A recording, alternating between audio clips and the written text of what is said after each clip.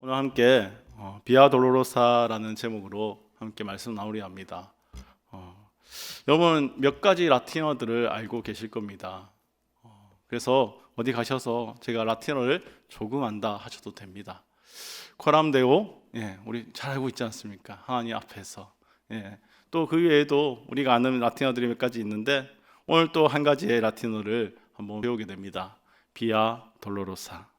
바로 십자가의 길이라는 그러한 뜻을 가진 라틴어입니다. 또는 고난의 길, 또는 슬픔의 길이라 이렇게 칭해지는 그러한 단어인데요. 오늘 주님께서 걸으셔야 했던 그 십자가의 길을 한번 함께 저와 묵상해 보려 합니다. 우리가 우리의 상상력을 좀 최대한 발휘해서 예수님께서 걸어가셨던 그 십자가의 길을 함께 묵상하면서 그 가운데 저와 여러분을 향한 하나님의 사랑을, 저와 여러분을 향한 예수님의 그 사랑을 함께 떠올릴 수 있는 은혜가 있으시길 바랍니다. 예루살렘에는 비아 돌로로사라는 길이 있습니다. 가톨릭과 개신교의 많은 성도들이 찾는 그러한 관광지이기도 하며, 특히나 고난 주간이 되면 더욱 많이 떠올리게 되는 그러한 길, 바로 예수님이 십자가를 지시고 걸어가신 800m 상당의 길이 있습니다.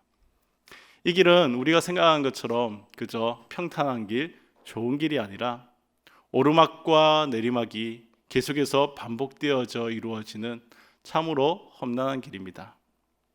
예수님이 이 십자가를 지고 걸어가셨던 그 800m의 상당의 길, 참 아이러니한 것은 예수를 믿지 않고 예수를 부인하는 유대인들이 이 길 때문에, 이 성지 때문에 참 많은 돈을 벌고 있다는 것이죠. 이 비아 돌로로사라는 것은 성경 말씀을 그대로 취해서 이 말씀에 이루어진 예수님의 흔적을 따라서 이렇게 주어진 길이 아니라, 순례자들이 늘 예수님께서 걸으셨던 그 길을 떠올리면서 이 예수님의 그 길을 함께 걸어보고자 하는 마음에 그 길을 찾게 되고, 그리고 전해져 내려오는 전승에 따라서 이곳에서 예수님께서 어떠한 상황들을 맞이하셨다 하여 그것을 신앙적으로 우리가 기념하자고 이렇게 이야기하며 취해진 그러한 길입니다. 그래서 이 신앙적인 이 길 위에는 유대의 전승에 따라서 14가지의 지점을 두고 있습니다. 각 지점마다 예수님이 취하셨던 행동들, 그리고 예수님께서 하셨던 말씀들, 이러한 것을 가지고 우리가 기억할 만한 그러한 장면들을 두고 묵상하고 떠올리게 합니다. 이 길은 14세기에 프란치스코 수도사들에 의해서 확정되었다고 하는데, 또 때로는 18세기에 이 확정된 길들이 인정받았다 이야기하기도 합니다. 이곳은 참 많은 사람들이 방문하면서 눈물을 흘리고 상당히 많은 사람들이 예수님의 무덤에 입을 맞추며 예수님을 떠올리곤 한다고 합니다. 저도 아직 한 번도 이 예루살렘을 방문해 본 적이 없고 가본 적이 없습니다. 제가 가진 것은 이 비아 돌로로사라는 길을 촬영해 놓고 이 길을 예수님께서 걸어가셨다는 것을 제가 말씀을 살피면서 또는 책들을 살피면서 그 길을 묵상할 뿐입니다. 그 길을 묵상하고 있으면 참 뭉클한 마음이 듭니다. 참 이 오르막 길을 예수님이 걸어 올라가셨다, 그것을 보는 것만으로도 이 마음에 뭉클함이 찾아오는 것 같습니다. 그런데 실제로 만약 그곳에 가서 그 길을 보고 또 묵상할 수 있다면 얼마나 큰 뭉클함이 제게 다가올지, 또 하나님의 그 사랑이 어떻게 더 크게 다가올지 또 기대되기도 합니다. 그러면서 한편으로는 씁쓸한 마음들이 요즘 들고 있습니다. 가톨릭 성도들은 이곳을 너무나 갈망한다고 합니다. 한번 가보고 싶고, 또 그곳에 방문한 사람들은 그곳에 눈물 흘리고 그곳에서 입 맞추고 그곳에서 예수님을 기억한다는 것이죠. 그만큼 십자가의 길, 이 고난의 길에 대한 관심이 많다는 것입니다. 그런데 유독 저희 개신교는 이 십자가에 대해서 우리가 이 십자가를 기념하고 이 십자가를 늘 앞에 두고 있지만 그럼에도 불구하고 예수님이 걸으셨던 그 십자가의 길을 나와는 조금 다르게 그렇게 생각하는 나와는 조금 관계없이 그렇게 생각한 것들이 있지 않나 하는 생각들을 하게 됩니다. 물론 이 길 자체가 특별히 신성한 의미를 가졌다는 것은 아닙니다. 그럼에도 그리고 이곳에 어떠한 영적인 의미가 있다는 것은 아닙니다. 하지만 적어도 고난주간만큼은 그분이 우리를 위해 걸으셨던 이 십자가의 이 길만큼은 한 번쯤 떠올려 보았으면 좋겠습니다. 오늘 말씀에 바로 이 예수님이 걸어가셨던 십자가의 그 길이 등장하게 됩니다. 우리 함께 그 십자가의 길을 한번 머릿속으로 함께 상상하며 그리며 그 주님이 걸어가셨던 길을 함께 따라가 보았으면 좋겠습니다. 이 비아 돌로로사라는 이 길은 안토니아 요새에서 출발하게 됩니다. 본디오 빌라도에게 재판을 받고 사형 선고를 받으시고 십자가형을 받으신 이 예수님께서 이 군인들에게 이끌려서 밖으로 나오게 되죠. 그곳에서 주님께서는 이 십자가를 지시게 됩니다. 그리고 면류관을 머리에 쓰게 되십니다. 예수님을 조롱하듯 홍포를 그에게 입히고 예수님을 이제 이끌고 골고다를 향해 걸어가게 되는 것입니다. 이 십자가는 성인 남자가 들어도 상당한 무게의 그러한 십자가입니다. 그것을 들고 800m를 간다는 것은 쉽지 않은 일이죠. 그러나 그 길이 또 오르막과 내리막이 반복되는 그러한 곳입니다. 그런데 예수님의 지금 형편은 어떨까요? 잠도 주무시지 못하고 계속해서 구타와 여러 가지 고문들을 당하시고 온몸에 힘이 없는 그 상황에서도 이 무거운 십자가를 지고 그 길을 걸어가셔야만 했습니다. 더군다나 가시의 면류관을 머리에 쓰고 마치 피와 땀이 하나가 되어서 흐르듯 얼굴에서 흘러내리고 있습니다. 그리고 그 십자가를 지고 이제 예수님은 한 걸음 한 걸음 내딛게 되는 것입니다. 한 걸음 한 걸음 내딛을 때마다 몸이 부들부들 떨리고 힘들 것입니다. 그래서 예수님은 이 십자가를 지고 가시면서 넘어지시기도 하는 것이었죠.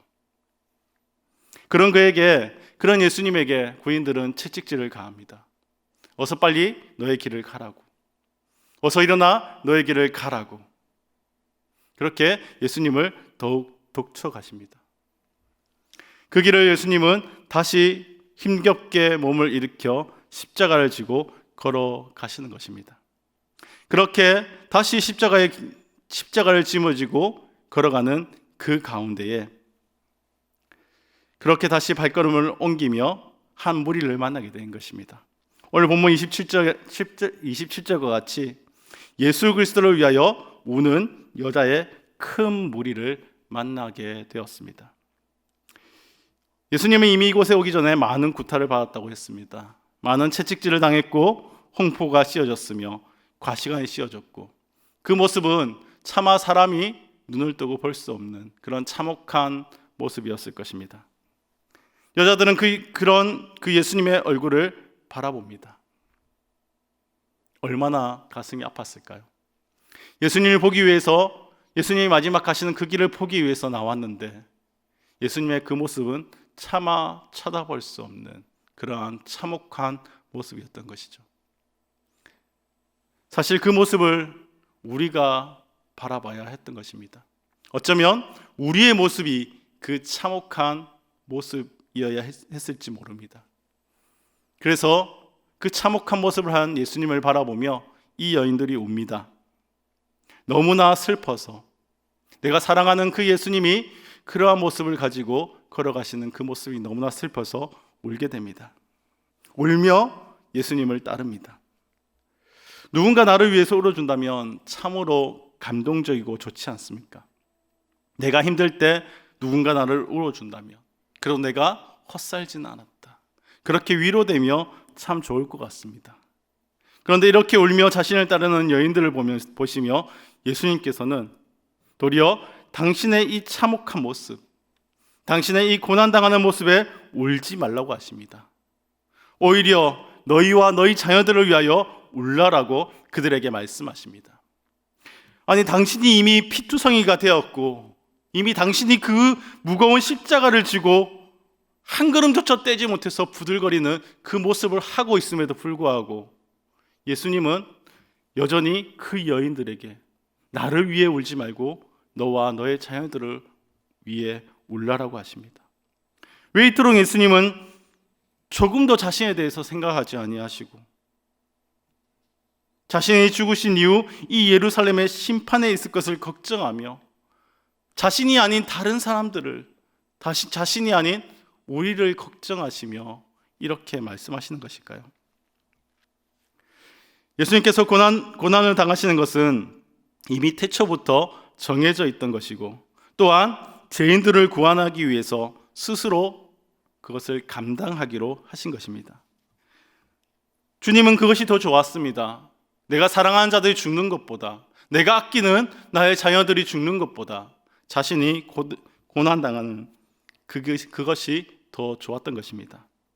그러니 나를 위하여 올 것이 아니라 나는 내가 이 길을 택한 것이니, 내가 너희를 위하여 이 길을 택한 것이니 나를 위하여 울 것이 아니라 후에 있을 예루살렘에 대한 맹렬한 심판에 너희와 너희 자녀들을 울라고 말씀하십니다.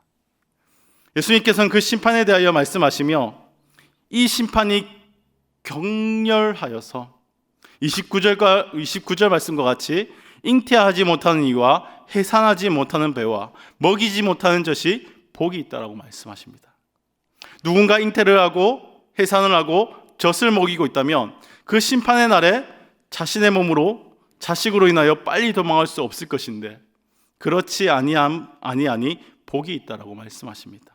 또한 30절 말씀에 산들이 우리 위에 무너지며 작은 산들이 우리를 덮으리라고 말하고 있는데 또 이것은 심판이 매우 맹렬하니 그러한 산들이 무너지고 우리를 덮어서 우리의 피할 곳을 만들어 달라고 말하고 있는 것입니다. 우리에게 임할 사실 그 심판이 이토록 맹렬한 것이었다는 것입니다. 그 맹렬한 심판이 우리에게 있으니 우리 스스로를 돌아보고 우리를 위해서 기도하라는 것이죠. 바로 이러한 맹렬하고 격렬한 심판이 너희 앞에 있으니 나를 위하여 울지 말고 너와 너희 자녀를 위하여 울라라고 말씀하시며 이 십자가의 고난을 지시고 다시 자신의 그 사명을 완수하기 위해서 십자가의 길을 걸어가십니다. 그 가운데서도 여전히 주님의 걱정은 바로 자신이 아닌 우리였다는 것입니다. 당신이 메시아로서 사역이 바로 이러한 심판받아 마땅한 자들을 사랑하는 것이기에 그러한 멸망받을 자들을 구원하는 그것이기에 예수 그리스도께서는 십자가를 지시면서도 저와 여러분을 걱정하고 계시는 것입니다. 이렇게 그들에게 예수님의 심판을 전한 이 예수님께서는 이제 십자가를 지고 해골이라는 곳으로 오르게 되십니다. 골고다, 해골. 이곳까지 올라가는 그 길도 상당히 가파르고 높습니다. 멀쩡한 몸으로 걸어 올라가는 것도 너무나 힘이 드는데 주님은 이미 실신 직전의 몸을 가지고 계십니다. 그리고 그 언덕을 한 걸음 한 걸음 다시 올라가십니다. 올라가다 넘어지고 숨은 갑바 계속해서 헐떡이게 되는 것입니다. 그러한 길을 주님은 기쁘게 걸어가셨다는 것입니다.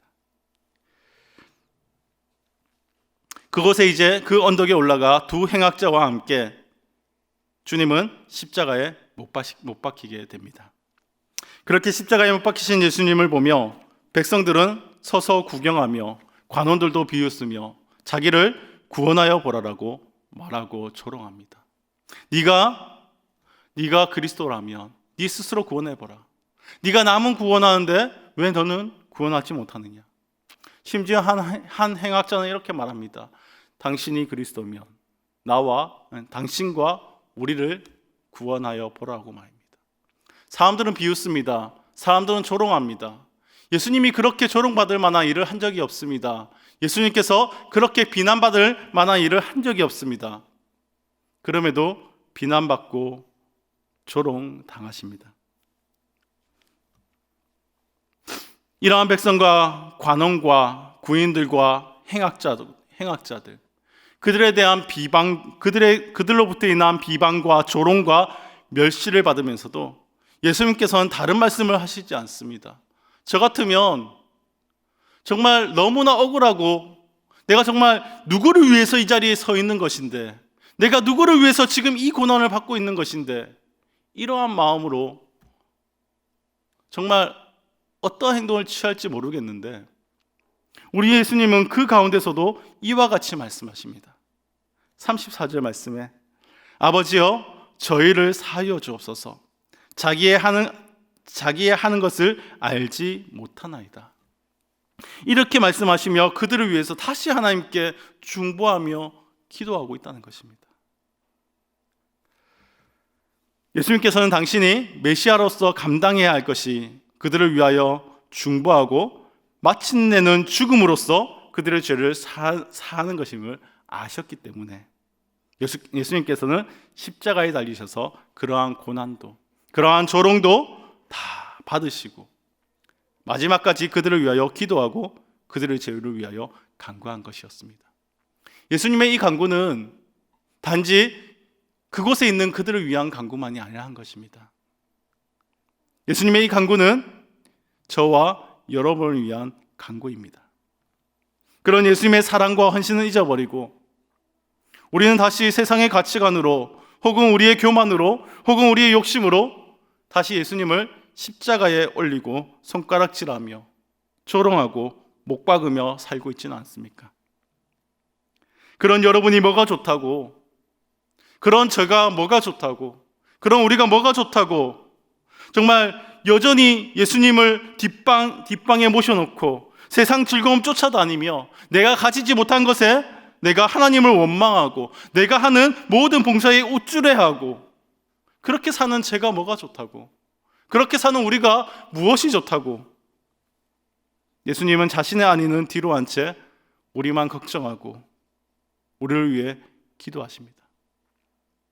이것이 바로 예수님의 사랑이라는 것입니다. 예수님께서는 이렇게 십자가를 지고 가시면서 그리고 이 십자가에 달리셔서 여전히 우리의 죄를 위해 간구하며 끝까지 우리들을 사랑하신 것입니다. 그리고 마침내는 십자가의 죽으심으로 그러한 사랑을 완전히 이루셨습니다. 또한 그 사랑을 우리에게 나타내 보여주셨습니다. 그렇게 우리는 십자가를 볼 때마다 죄인을 위하여 기도하신 그 사랑, 한없이 끝없이 베풀어 주신 그 사랑을 우리는 기억해야 하고 그 십자가를 더 가까이 하는 자들이 되어야만 하는 것입니다. 그렇게 우리가 예수 그리스도의 십자가를 기억하며 가까이 할 때 우리는 예수님의 사랑을 경험할 수 있으며 또한 그 은혜를 누릴 수 있기 때문입니다. 특별히 오늘 말씀을 보면 그렇게 누구보다도 예수 그리스도의 십자가와 가까이 있으므로 그 십자가의 사랑과 은혜를 경험한 두 사람을 만나게 됩니다. 그 사람은 바로 26절에 나오는 시몬이라는 구레네 사람과 예수와 함께 십자가에 못 박힌 한 행악자였습니다. 본문 26절을 보면 사람들이 예수님께 십자가를 지어서 해골이라는 곳으로 끌고 가게 됩니다. 그런데 예수님과 어떠한 관계인지 또는 어떠한 사람인지 알 수 없으나 이 시몬이라는 구레네 사람을 붙잡아 그에게 십자가를 지어서 예수를 쫓게 합니다. 같은 내용을 기록하고 있는 마가복음 15장 21절 말씀을 보면 마침 알렉산더와 루포의 아버지인 구레네 사람 시몬이 시골로부터 와서 지나가는데 그들이 그를 억지로 같이 가게 하여 예수의 십자가를 지우고라고 기록하고 있습니다.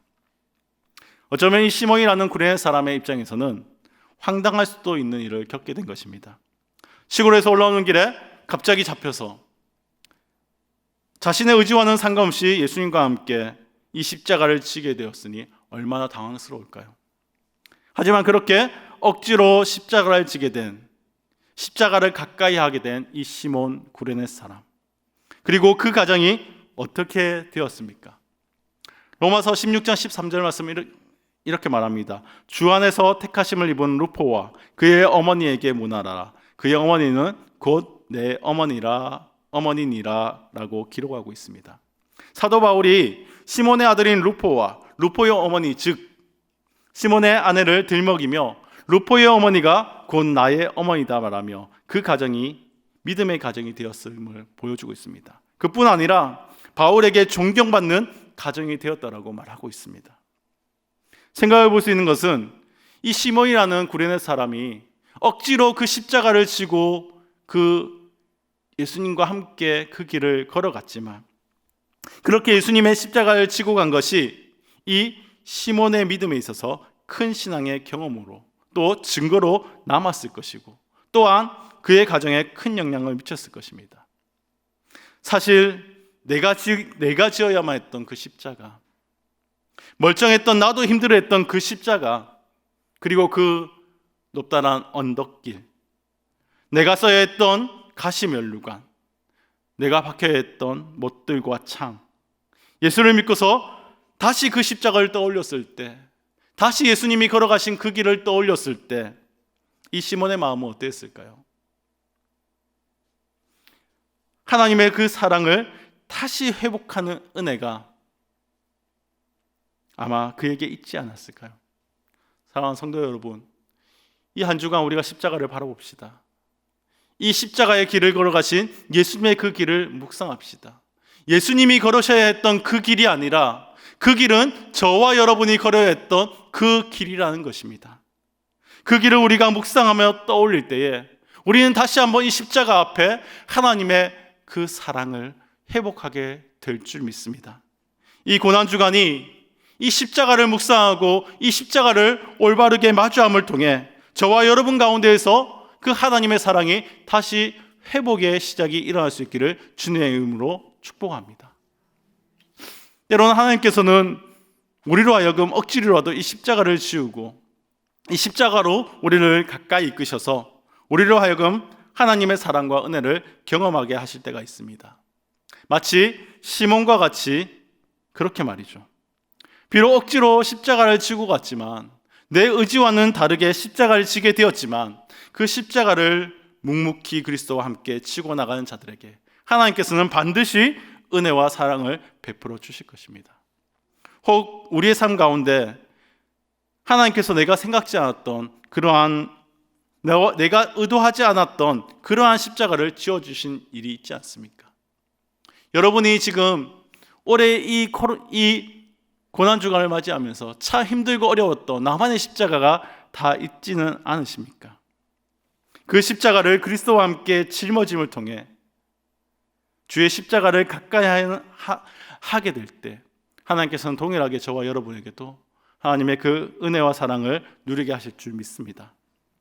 다음으로 이 십자가에 달린 행악자를 한번 살펴보았으면 좋겠습니다.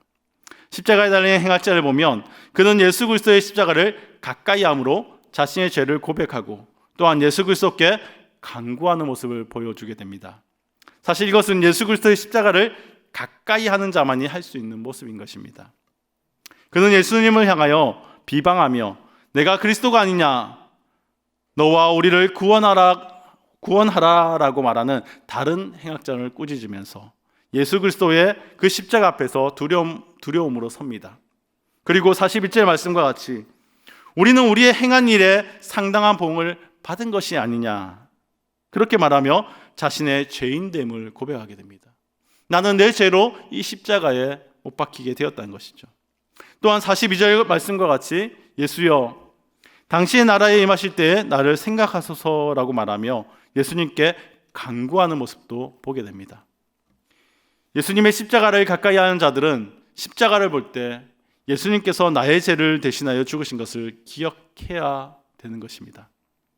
그리고 기억하게 될 것입니다. 자신의 죄악을 기억할 수밖에 없는 것입니다. 정말 이 십자가를 올바르게 묵상하고 있다면 내 죄악이 떠올라야 하고, 정말 이 십자가를 올바르게 마주하고 있다면 내 죄 때문에 아파해야 합니다. 그리고 그 죄를 하나님 앞에 고백할 수밖에 없는 것입니다.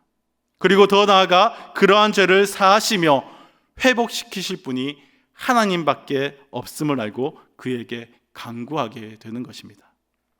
여러분은 십자가를 똑바로 마주하고 계십니까? 십자가를 보며 나의 씻을 수 없는 그 죄악과 이 죄의 무게를, 그 엄청난 그 무게를 대신 지신 주님을 마주하고 계십니까? 여러분 지금 이 고난주간을 어떠한 모습으로 참여하고 계십니까? 예전에 저는 아이들과 함께 이 고난주간을 정말 여러 가지 모습으로 한번 기억해 보았습니다. 이 고난주간에 우리가 하고 싶은 것들을 하지 않는 것으로, 그것을 내가 참아내면서 내가 주님의 고난에 동참하는 것으로, 때로는 주위에 소외된 사람들을 찾아가 섬기며 나눔으로, 여러 가지 방식으로 이 고난주간을 참여해 보았습니다. 그런데 늘 부족했습니다. 예수님은 우리를 위해 죄를 지고 그 죄의 모든 짐을 짊어지시고 영문밖 골고다에서 죽으셨습니다.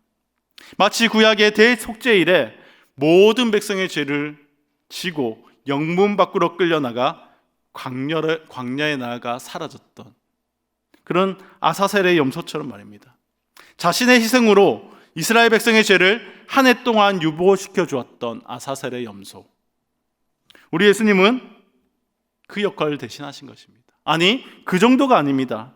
자신의 죽음으로, 자신의 순종으로 우리의 죄를 아예 묻지 않겠다라고 말씀하십니다. 십자가를 바라보며 자신의 죄를 여러분은 고백하고 있으십니까? 나를 위해 그 희생을 마다하지 않았던 그 예수님을 떠올리며 예수님을 의지하고 간구하고 계십니까? 우리에게 구원을 베푸시는 그 주님을 올바르게 바라볼 수 있는 저와 여러분이 될 수 있기를 바랍니다. 이 큰 은혜가 우리에게 있음에도 불구하고, 이런 헤아릴 수 없는 사랑이 우리 앞에 있음에도 불구하고 여러분은 십자가를 외면하거나 똑바로 마주하지 않는 것은 아닙니까? 많은 사람들이 이 십자가를 가까이 하지 않다 보니 자신의 죄악을 기억하지 못합니다. 그리고 교만이 행하게 됩니다. 그러다 보니 죄를 사하시며 회복시키실 하나님을 찾지 않고 간구하지 않게 됩니다. 이 고난주간을 우리가 올바르게 주님을 묵상할 수 있길 바랍니다. 주님은 여러분을 위해서 십자가를 지셨는데, 여러분을 위해서 그 고난의 길을 가셨는데, 그 고난의 길, 그 십자가의 길이 헛된 것이 되지 않게 하시기를 바랍니다.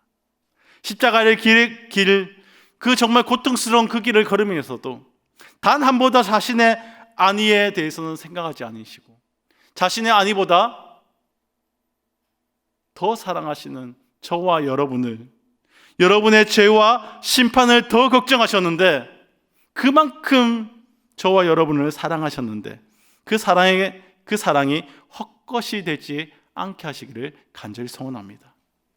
단순히 800m의 거리, 몇 시간의 시간만이 아닙니다. 예수님의 그 십자가의 길, 예수님의 그 고난의 길은 하나님이신 그 예수님이 인간의 몸을 입고 이 땅에 오신 그 순간부터 십자가의 길, 고난의 길을 걸으신 것입니다. 그렇게 저와 여러분만을 생각하시고 저와 여러분만을 위하시는 주님을 바로 볼 수 있는 은혜가 있으시길 바랍니다. 고난주간 동안 십자가를 묵상합시다. 나를 향한 하나님의 사랑을 묵상합시다.